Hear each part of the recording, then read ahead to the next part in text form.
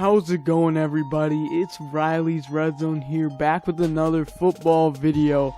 And today is the start of a brand new series that will be continuing throughout the summer until the NFL season, where I'm going to be breaking down every single team, every single player, and every single game. I'm going to be predicting who makes the roster, who the stars of the team are going to be, and overall what I think the team's record will be. How many games will they win and how many games will they lose? So I'm going to be going in order from the team I think is the worst to the team I think is the best. So you can probably tell by now that today's team is going to be the Houston Texans, but I'm going to once again recap kind of how this is going to go. I'm going to be talking about every single team going on. I created a power ranking sheet, so I'm going to go from the bottom to the top and overall break down almost every single aspect of every team. So I'm really excited to bring you guys this series this summer, and I hope you are excited to see it as well. So starting with today, the Houston Texans are in a very weird situation. I have them ranked 32 pretty much strictly because their quarterback position is up in the air right now. It's really unknown what they're going to be doing because Deshaun Watson at this moment seems pretty unlikely to be playing again for the Houston Texans. Now I will say, it may seem inconsistent, but right now I'm leaving Rodgers in consideration for the Packers, but even so they're better than the Texans. But I'm leaving him there. But for the Texans, I don't think Watson plays no matter what. He, if anything, might be suspended this season. But even if he does look to play, I don't think it's going to be in Houston. I think it would be somewhere else. It's a difference here. The Rodgers stuff came out later, and he hasn't formally asked for a trade. He's just kind of in a broken relationship right now. Deshaun Watson asked for a trade, straight up.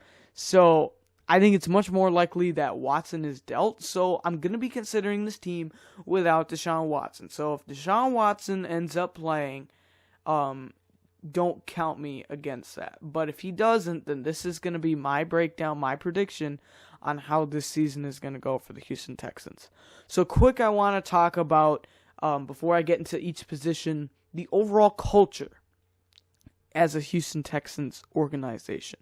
They brought in Nick Caserio to be their general manager. They brought him in from New England. You can't really grade general managers right off the bat because most of them are, new at that job. So I think he has made some okay moves. I'll talk about many times, but I did not like what they did in free agency overall, or necessarily the draft either. I thought they really could have done a lot more with the resources they had. And then I also didn't love their head coach choosing David Culley. He's going to be fine. I think he's going to offer some experience. But I think that with a team with a potential high-flying offense, they could have used more of a higher upside, really, like a younger guy to really offer that high potential. Because I think with a veteran coach like David Culley, we saw what happened with Bill O'Brien was higher than, Romeo Crennel. But Romeo Crennel last year got them some wins. He's fine. But he's never going to be an unbelievable coach. And that's what I kind of view with David Culley at the moment. So I didn't love that hire as well, considering who they could have gone after. But that definitely was a big move. They're bringing in a whole new regime, as a few other teams are this year. So now let's talk about position by position, starting with the quarterback. So ignoring Deshaun Watson, they have 3 on the roster. They have Tyrod Taylor, Davis Mills, and Ryan Finley. So Tyrod Taylor, I thought was a pretty good signing. They didn't go out and get one of those decent starters, but they didn't, bring in an Andy Dalton, or they didn't trade for a Teddy Bridgewater. They didn't really, or even a Sam Darnold. They didn't really make any of those moves. So considering who else was available, I think it was a decent choice to go with Tyrod Taylor. He's going to be a veteran who offers experience can let a young guy develop behind him, which is what they're going to do in Davis Mills. So that's a great situation for that. I think he can overall get a team some wins. I just don't think the surrounding core here is great. So he's fine. He's going to make the roster. And then Davis Mills is another lock to make the roster. They just picked him in the 3rd round. Technically the first pick this new regime made. So it's kind of clear to me they're looking at a future without Deshaun Watson. Now, I did not like the Davis Mills pick. I had originally a 7th round grade on him. I watched him again, rose him up to like a late 5th, 6th round. Ends up going 3rd round. I don't love it. I really think he should have stayed in the school another year. Now, he's better than a lot of players that were available at the quarterback position.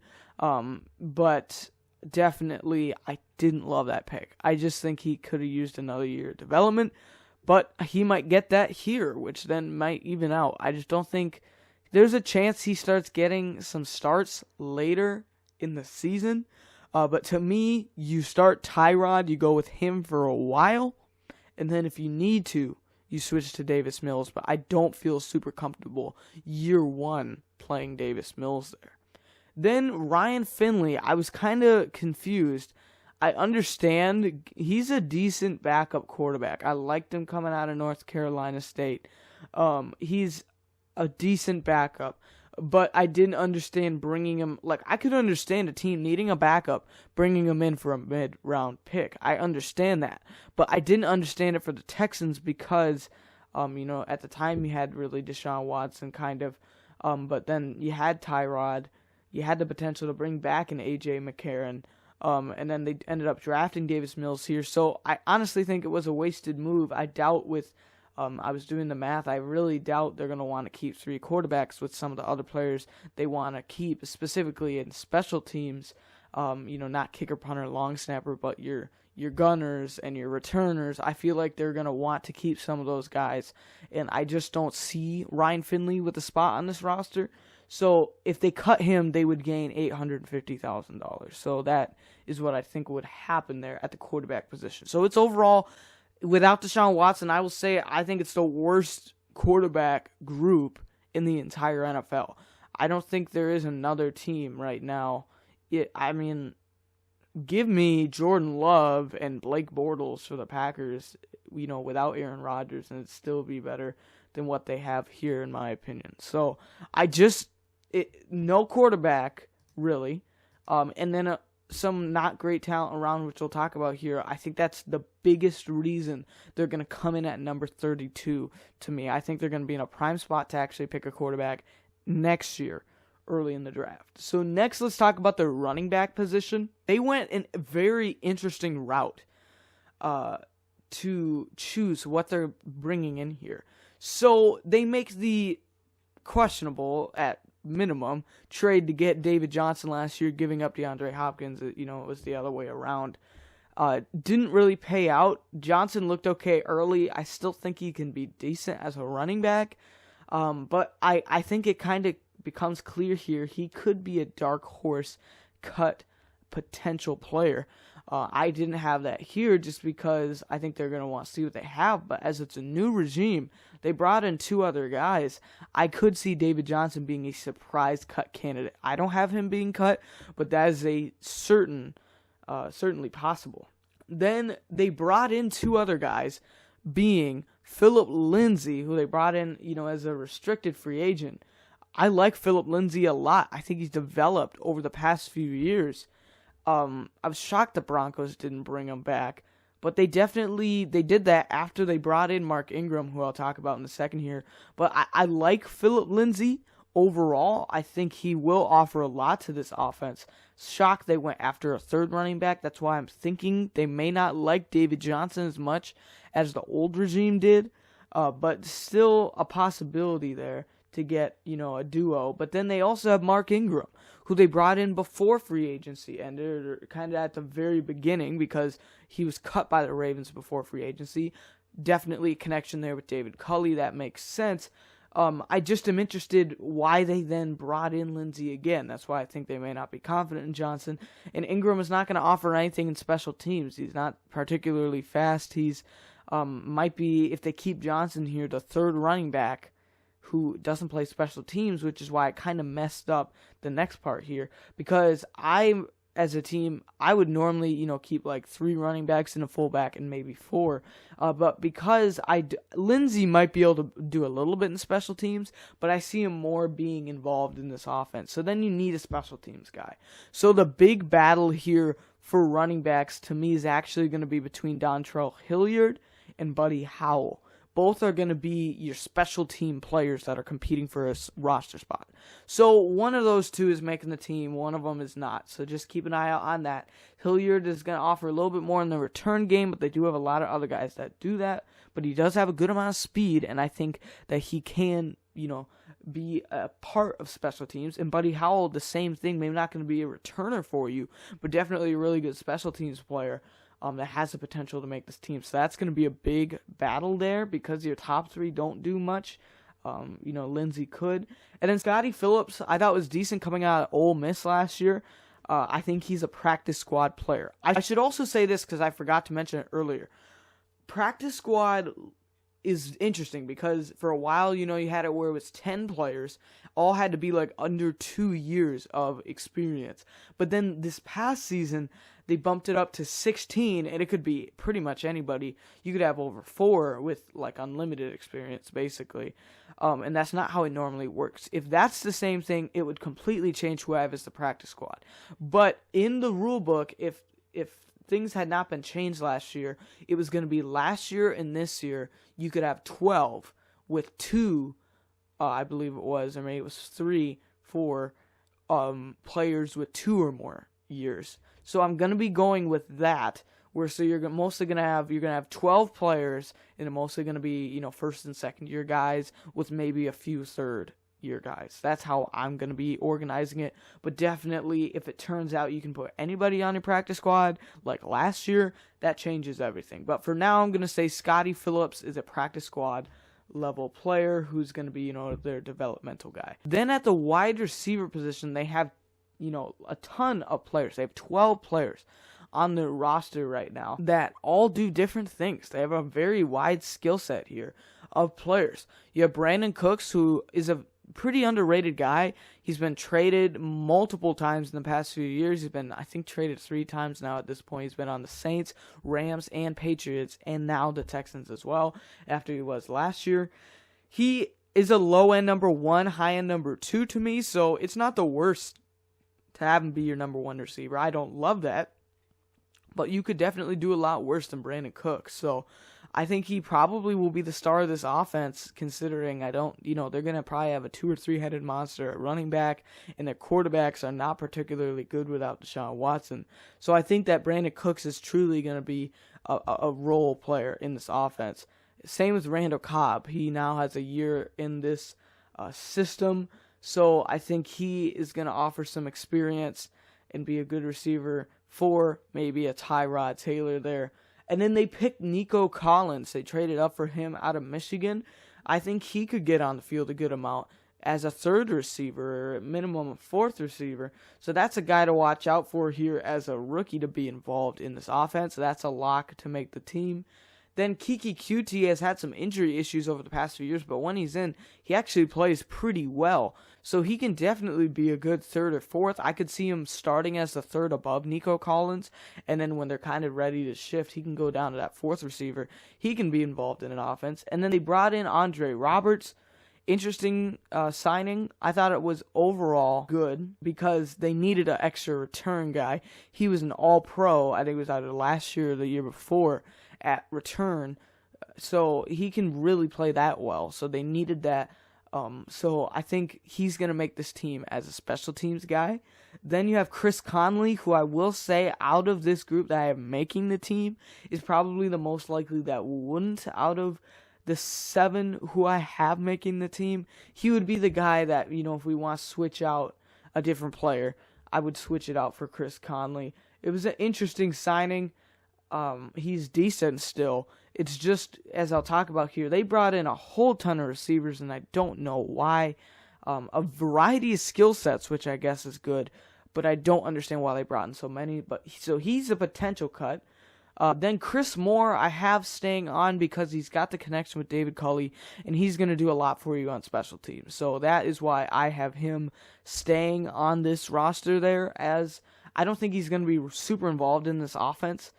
And then, okay, I absolutely think Alex Erickson is an extremely underrated player. Very, very good. But they already brought in other guys. If he's a returner, you already brought in Andre Roberts. If he's a special teams guy, you have Chris Moore. If he's just a kind of a receiver, you have some other options there. So I just don't see Erickson fitting in this team, and I'm very disappointed at that because I thought at the time it was a really good signing. I just think he's going to be pushed out here at this point. And I definitely think if he does get cut, he could get picked up by another team and be really, really good. So watch out for Alex Erickson to be available in the free agency market for a team to go out and get, because I really think he can play pretty well. Then Dante Moncrief, who's somehow stuck in the league over the past few years, signed with the Patriots last year, is where he spent most of his time. Once again, they brought in another guy. Don't know why they did, because he just is not going to make this team. Overall, I mean, definitely I think he still belongs in the league, but with how many receivers you have, he's not making this team, and you can save over $1 million by cutting him. And then I have the next three making the practice squad. For sure, Isaiah Colterra. I liked him coming out of, I think it was Rhode Island last year. He has the potential here to eventually develop into something, so I think he's definitely worth a practice squad spot. And then I have both Marlon Williams and Damon Hazleton making the practice squad at that last spot, but that's a competition to watch. Maybe only one of those two makes it at wide receiver. So it's a very deep group. They have a lot of guys with different skill sets. You've got your receivers, you've got your slot guys, you've got your returners, you've got your special teams. They just don't have a superstar. Even if you count Brandon Cooks as a superstar, I don't think you have a top at number 2. Cobb's kind of a slot guy. So Nico Collins, though, could develop into that eventually. But for right now, it's a very deep room with not a lot of star power there. And then at the tight end position, I think it is one of the worst position groups probably for tight end for sure.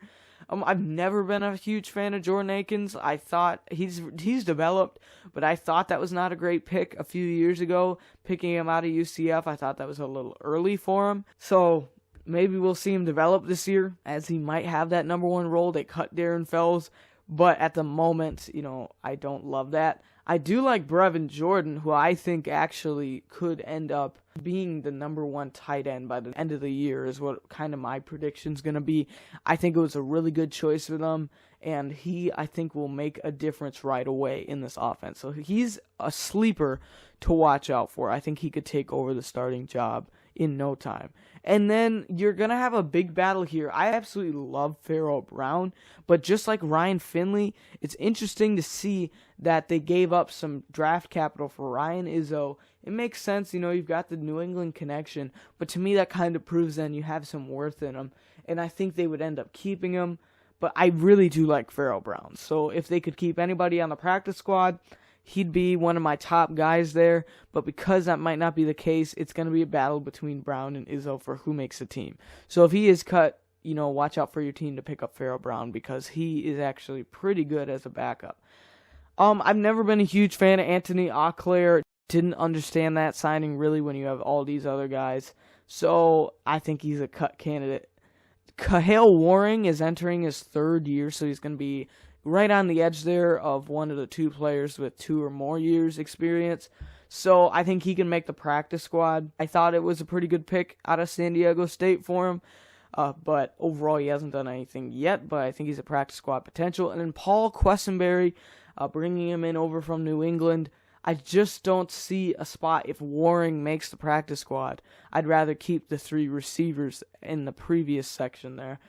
So I think he's a cut. I don't think he's an NFL level player. So that's what I see there at the tight end room. Pretty weak. I do think Brevin Jordan, though, could be the future at that position. So now I'm going to talk about their offensive line. Looking at their offensive tackles, they have 2 startable players. They have Laramie Tunsil, who they gave up the bag for completely, and he's a top tackle in this league. And then you have Titus Howard, who has not developed the best. I think a lot of people knew he was raw coming out of Alabama State, and that seems to be the case. I mean, he has not developed greatly.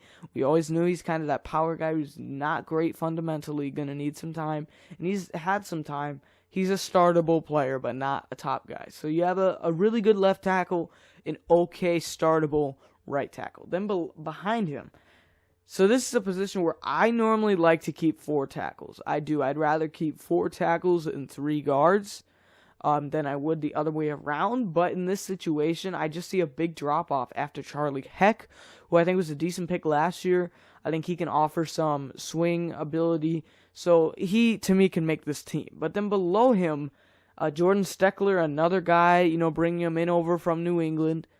And then Carson Green are 2 players that I think make the practice squad here. So I'm kind of switching that out where they don't keep 4 on the roster, but they keep 2 on the practice squad. So I find it I think there's a big drop-off. I don't think Steckler is an NFL roster-level player. That's really why I only have 3 tackles making the team there. So they're fine. They could use some depth. Like if it was me personally, I would go out and sign another tackle. But that's what they have for now. Then looking at the guard spot, it's an interesting position because they have a whole ton of depth on this team at guard, but no stars here because Max Sharping has developed pretty well out of Northern Illinois. He is pretty good at left guard. Well, it's fine. He's a startable player, so we'll accept that. I think they're going to play Marcus Cannon, who they traded for from New England. The New England connection again. I really think that they're going to play him at right guard because they like Titus Howard at tackle. I think they try to kick Marcus Cannon in here at guard. He's played tackle his whole career, so we'll see what happens there, but I think that would be what would fit their offensive line the best. And if so, you've got a good combo of guards. And if that doesn't work out, I absolutely love the Lane Taylor signing. Why not go out and get an experienced vet from Green Bay? So I really liked that pickup. So if Cannon or Sharping doesn't work out, you have Lane Taylor as a veteran who could offer some experience. So I liked that. And then Justin McCray is a fine backup. Straight up, that's what he is. He's a decent swing guard, so we'll take that, I guess. It's like he'll make it as a 4th guard. And then I personally really like Kajal Froholt. They bring him in over from New England. I think he was actually on this team at the end of last season. I think he makes the practice squad this year. Overall, though, very good player who has the potential to fight with Justin McCray to get that 4th guard spot. So a decent room there of guards. Then at the center position, though, is very interesting because you bring in Justin Britt, who didn't play at all last year. He last played for the Seahawks in 2019. He's good. I like the signing, I guess. Kind of out of the box. They signed him before free agency, so that's why it's kind of okay. So I think he's going to be their starting center because they let go of Nick Martin. So we'll see what happens there, but he'll be fine. And then they have Cole Toner and Cole Cabral. Toner can definitely play center and guard, which may make him more likely to make the team because he offers more flexibility. So I think that Cabral makes the practice squad.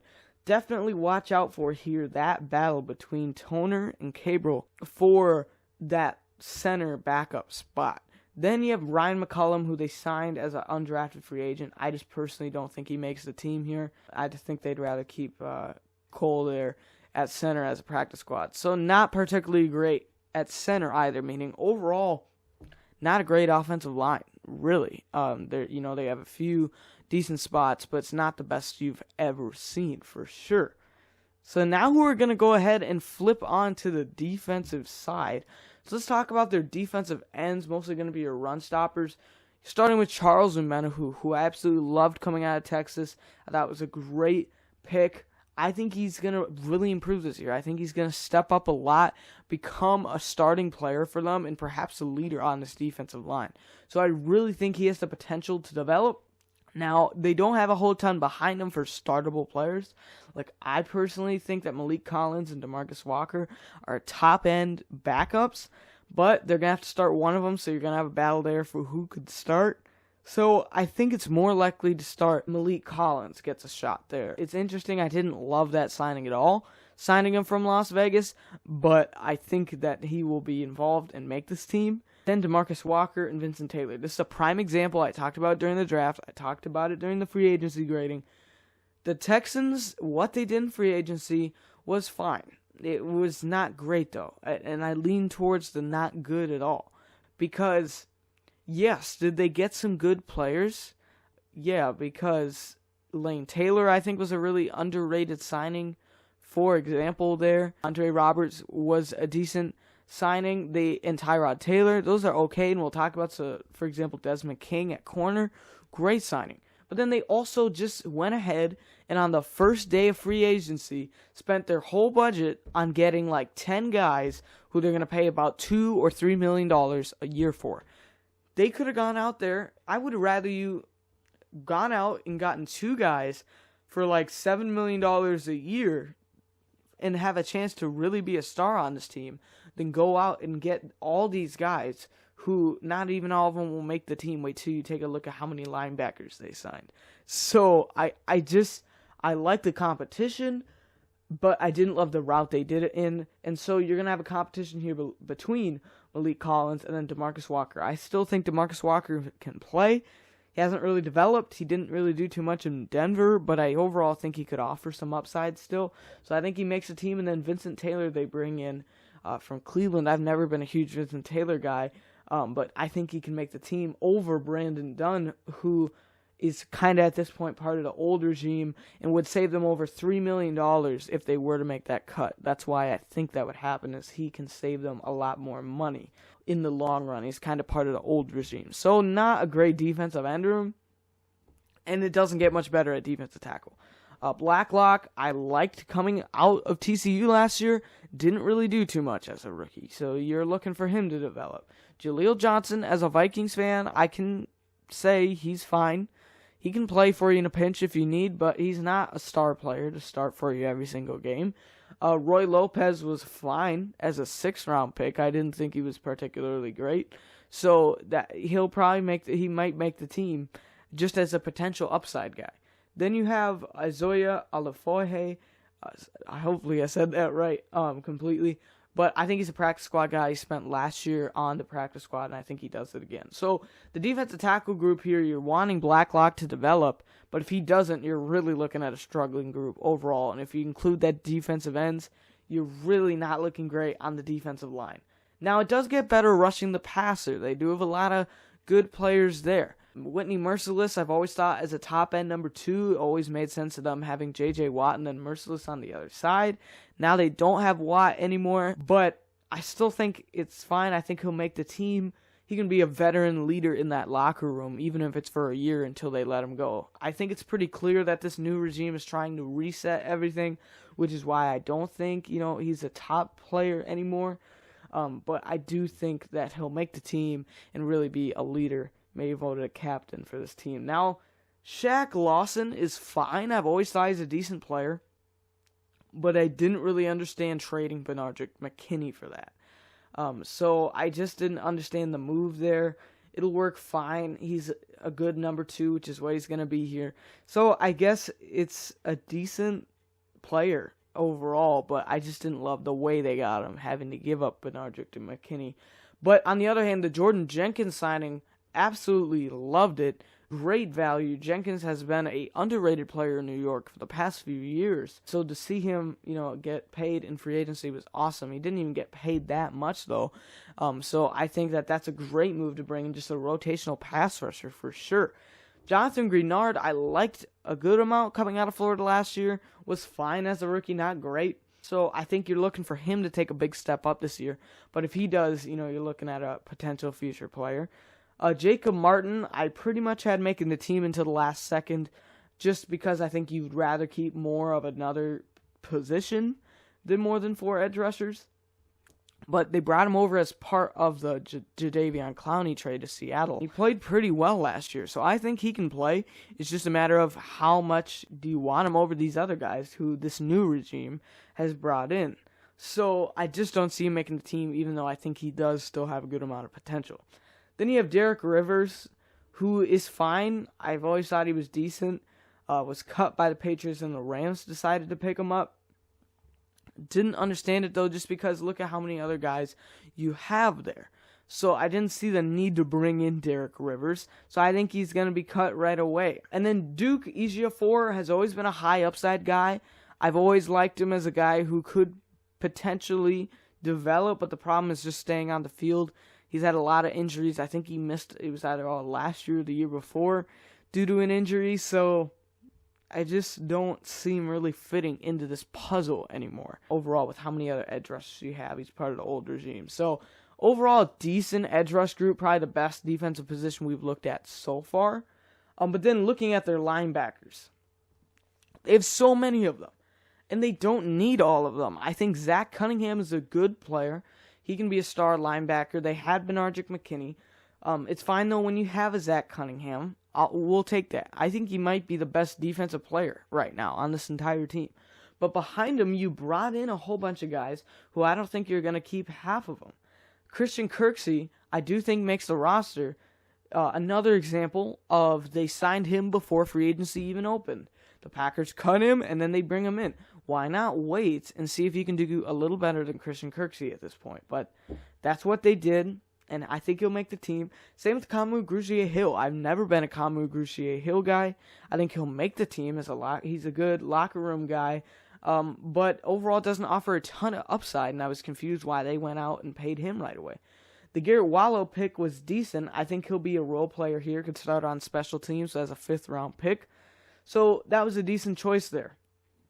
And then behind that, though, at first I thought, there were some good moves here. I like 3 of the 4 players on that bottom row, but I don't think they can keep any of them. Joe Thomas was fine. I think he's always been a little overrated as a linebacker. Not Joe Thomas the tackle, but as a linebacker.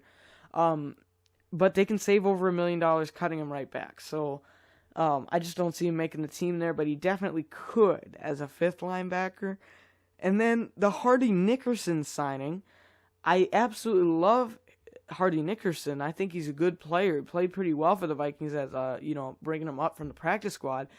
I just don't see him making the team is the problem. I really think he offers some upside, but you can save over $900,000 getting rid of him. So I think that's what they do. And then Neville Hewitt, who they just brought in recently, I think about a week ago, I think is a good player overall as a special teams, a lower end guy. Once again, though, they just don't have space. And then Tay Davis, they brought in maybe to play special teams, and I don't think they have space for it once again. So they went out and got quantity over quality. They went ahead and got, 12 free agents for $3 million or even $2 million a year instead of going out and getting some impact players. So that's why I kind of disagree with. And then Nate Hall, I have making the practice squad at the linebacker position. So that's a deep group. Don't think all of them make it. And overall, it's not great behind Zach Cunningham. Then at corner, also not a star-studded lineup. I love Desmond King. He's a slot guy, though. So outside, you're going to have Bradley Roby, who also was at one point a slot guy. He's fine. Not a number 1 corner, that's for sure. And then you have Vernon Hargraves, who started slow in Tampa. He's been okay here in Houston. As a low-end number 2, that's fine. It's not great at all, but you'll take it, I guess. You could do a lot worse. You can't do a whole ton better, I guess, as a number 2, number 3 guy. Because Desmond King, to me, is the best corner on this roster, but he plays, your nickel slot. So he's going to be lining up inside more. So then you have Terrence Mitchell, who I thought was a decent signing. I just didn't, when you have all these other guys, understand bringing him in. But he's a fine player. I thought they overpaid him a little bit. But he can come in and be a good player right away. John Reed got a little bit of action last year as a rookie. I think he still could be a very good player. So I see him making the roster. And then Tavier Thomas, I absolutely dislike the signing. One of my least favorite of free agency. They paid him a lot of money, but it's because he's going to be playing special teams. And I would have cut him. I originally had him being cut. But they actually lose more money cutting him than if they kept him. So that's why I have him staying on the team, even though I don't think he is a NFL corner right now. He's a special teams player. Below him, you have some more special teams players. Trayvon Smith, who's bounced around the league, played on multiple teams. He's played on like the Chiefs, the Eagles, the Colts, the Packers, among maybe some other teams. I think even the Jags at some point. He's been all over the place and hasn't done anything. So I don't think he makes the team. I like Cornell Armstrong and I really like Keon Crossan, but I just don't see him carving out a role here when they brought in all these other guys. So I like the depth here, but they just brought in a lot of guys that I think they're going to have a higher value on. So not a particularly great corner room either overall. And then if we look at their safeties, this is where it's a little better, but not by a whole lot. I mean, you have Justin Reed, who has really developed, and then Lonnie Johnson, who originally started as a corner. So I think that Justin Reed has really developed into a pretty good player. I liked him coming out of Stanford. So he can definitely be a good safety for you. But behind that, you're going to have Lonnie Johnson competing with Terrence Brooks, who once again was another guy. They paid $3 million to come over from New England. Didn't understand that by a whole lot. But Lonnie Johnson, I think, is decent. Terrence Brooks will be, I guess, a fine third guy. Eric Murray, who I've thought is always kind of underrated. Then they went ahead and kind of overpaid him. He could be a cut guy based on if they don't disagree with, the old regime paying him that much money. But for right now, I haven't made the roster. And then AJ Moore, I'm almost debating now he could make the team. I just think they could make a lot of money by cutting him. But he's a definite player to compete for a special team spot. So watch out for AJ Moore Jr. And then Jonathan Owens is in his third year, so he's going to be my other with Kahale Warring as a guy who's been in the league and makes the practice squad. So I just don't think he's ready right now at the moment. So the safety room is decent. It's maybe one of their better ones on defense. So you could do a lot worse than what they have. And then lastly, let's quick cover special teams. They have Kaimi Fairbairn, a really good kicker. Then Cameron Johnson they brought in from Philadelphia. I've never thought he was a great punter, but he's fine, I guess. And then John Weeks is a pretty good long snapper. He's been there for a while. So I like that unit there for special teams. That's fine. Hey everybody, it's Riley's Redzone from the future, and I just want to give a quick update that there have been a number of transactions that have happened for the Houston Texans since the recording of this video. So I'm going to quick name them. None of them really affected my roster predictions, maybe one did, so I'll quick go over that.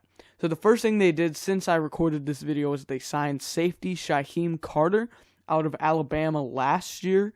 Is when he came out for the draft. He went undrafted. I actually really liked him coming out of Alabama, so I do think he can make the practice squad here. Cut one of the other practice squad receivers I had and replace him with that. That's what I would do there. Then they signed Jeff Driscoll, which then approved what I had already thought, that they were going to cut Ryan Finley. So although Jeff Driscoll is certainly an upgrade over that, I still don't think they have room on the roster for 3 quarterbacks, and that's without Deshaun Watson. So I'm going to say he still gets cut, even though that is an intriguing signing. The Taywan Taylor signing at wide receiver is interesting. Same thing. I just don't think they have the space. I already was questioning whether they were going to be able to keep all of the receivers they had. So it makes sense there that I think he's cut as well. Now, the one that does affect my roster making was they claimed Jerron Christian, who was cut by Washington. And I talked about how they needed another tackle. So they went out and got one. They agreed with me there that they needed another one. So in that one, I would add him to the tackle room with Charlie Heck as that backup player. So I would certainly keep him on the roster. So I would cut Chris Conley, would be the wide receiver I'd cut there. And then they cut Cole Cabral, who ended up being picked up by the Vikings. I had him on the practice squad, I believe. So instead of him, put Ryan McCullum on the practice squad, and you'll be all good there. So that was kind of correct. And then they did officially cut Ryan Finley, as I mentioned earlier. So those are the quick updates that happened since I recorded this video. Sorry there was a big gap between me recording and editing this video. I've been pretty busy recently. But in the future ones now, it'll be a quicker turnaround where hopefully there won't be as many big moves. Luckily, there wasn't a big one that really affected anything in this case. So, back to the video. I'm going to be discussing their schedule and my record prediction in a moment. Now let's talk about the schedule. How do I think the Houston Texans do this year as a team? So I have a formula kind of set up based on my rankings of what constitutes an automatic L and then an automatic W, based on the rankings. Now the problem for the Texans is when you're my my lowest team, you're not going to get any automatic W's. There's nobody objectively worse than you. So I have them competing. And now let me explain. I know this is a little, you could call it cheesy, but basically, I'm just going to say this, predicting games is hard. And now I could make it even easier than what I already did and give you a range of wins. But I'm going to give you a record prediction, but I'm going to show you how I come to that conclusion. So, like I said, I will give teams automatic W's and automatic L's based on their rankings. I'll say they're going to lose this game or they're going to win this one. But then it gets to a point where there's some really close games, and I don't really know which way to call it. And then the problem is I've never done this before where I'm going to be talking about every team. And I feel that if I pick it one way one time, it might mess up the record of the other team because I want to kind of show their record of how good I think they are. So I'm going to do what I call here 50-50 games, which are color-coded here. So that means the yellow goes with the yellow. So in this case, the 2 Jags games. Or you'll see, for example, the 2 Blues, the Panthers, the Dolphins. And what this constitutes is 2 games that are both of teams that are in about the same range of rank. And then most of the time, not always in this case, but maybe, for example, it might not even be 2 that are in the same range of rankings, but maybe it's 2 away games, for example. And so they're color-coded, so the same color will go with the other game. And so what I'm basically saying there is I think they win one of the 2 games. I can't guarantee you which one it is for sure, because I think they're similar games, but I'm going to say they win one of them. So in this case, the Texans, they have some tough games on the roster, especially considering I have them as the least, without their quarterback, the lowest ranking team. They start fine, but then after the first 3 weeks, where I think you have the potential to win maybe one game, they might start 0-3, which then trickles into, I think I see a 5-game stretch of absolute L's here with the Bills, Patriots, Colts, Cardinals, Rams. Those are all teams I'll say that I think are playoff contenders, maybe even Super Bowl contenders. I got a few teams there that are in my top 5. So definitely some tough competition there. So I definitely think those are all L's. Then, you can see these other 50-50 games. They get a Week 10 bye. That's pretty good now at this point with the new weeks, because now it's 18 weeks. You play 17 games, which messes up maybe what you've known as records. So then you also get this tough stretch towards the end of 4 within 5 weeks that I think are pretty bad L's as well. Teams that, once again, I think are playoff, maybe even Super Bowl contenders. So there's a lot of losses there, and then a few 50-50. There's no team that I absolutely thought, the Texans could beat this team. So in the future, you'll see some green W's, but for now, you're not going to have too much of that. So my record prediction for them is I think they are going to be just about the worst team in NFL this year. So I see them going 3-14. Normally the team with the number 1 pick gets anywhere between 1 and 4 wins. So I see them going 3-14. It could even be 2-15. I really don't think that this Houston Texans team is built very well without Deshaun Watson. And I know that messed up everything, but I really think they could have made a lot more with what they had. I didn't love the hirings they made. I didn't love the free agency signings they made. I didn't love their draft strategy either. So I'm going to predict that they go 3-14 and probably have the #1 pick. I haven't done the records for the other teams, but it's going to be down there. Then I'm also going to throw in here some awards that I think, if I did awards for this team, what would they be? So you'll probably recognize OPOY and DPOY as Offensive Player of the Year and Defensive Player of the Year. The other two I'm going to say for each team are BPOY and ROY are going to be Breakout Player of the Year and Rookie of the Year. So my Offensive Player of the Year is going to be Brandon Cooks. It would be Deshaun Watson, but we don't know whether he's going to play another snap for the Houston Texans. So for now, I think Brandon Cooks is going to be the leader on this offense. I don't think he goes to a running back either just because of how many players they have there. So I think that Brandon Cooks will be the biggest playmaker, the biggest impact on this team on offense. Then Defensive Player of the Year, I'm actually going to give to Zach Cunningham. I think he takes another step up this year. With the trading of Benardrick McKinney, I think he really is the best defensive player at this point. Another option would be Desmond King, but he plays. Otherwise, Justin Reed could definitely be in consideration. But I think Zach Cunningham for me is going to be that. My Breakout Player of the Year is going to be Charles Omenihu. I think he really takes a big step up this year. Can kind of be the leader on that defensive line, considering I don't love the Malik Collins signing. So I think he can really be a big breakout player this year and make a huge difference. And then a dark horse choice here for Rookie of the Year is going to be Brevin Jordan at tight end from Miami. I actually really liked him coming out of Miami, and I think that he has the potential to be the best rookie on the season. It's probably between him and Nico Collins. Otherwise, if Davis Mills does start, he'll win it without a doubt. It's just a matter of would he start. So I'm going to give it to Brevin Jordan. So that's my prediction for the Houston Texans. To put it just as a recap, I honestly don't think this is a great football team, specifically without their quarterback. So that, we just went through every single player.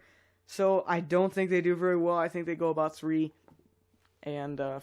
there. So the next video, I will try to figure out when it's coming out soon. I'm going to have this is going to be the main content for the summer. I'm going to try to get through every single team. That's my goal. And then late summer, we're going to start the film breakdowns again. I'm also going to make a college football video sometime soon. But this is going to be my focus. With that being said, I also want to say, if you're somehow still listening, thank you. I do want to give some credit to that franchise guy who really inspired me with this series. He does a similar thing on his channel called Deep Dives, where he goes into every team and predicts their record as well. He does it over like his Madden ratings. I did it predicting who would make the roster, so I do want to give credit to him, as he definitely inspired me a lot with how to make this series. So big credit to him. I want to say he's a great football YouTuber that you should check out as well. So with that being said, thank you so much for watching this video. Also, let me know, I just got some new equipment for the studio right here to hopefully enhance the videos. So I have a new mic, which I'm trying out, as well as I'm trying a different position here with the tripod, and then I just got a ring light as well, so the lighting I think was a little better today. Still experimenting, how bright I want to use it with, but I think it definitely does add some. But let me know what you think of that, and thank you so much for watching this video, and I will see you in the next one.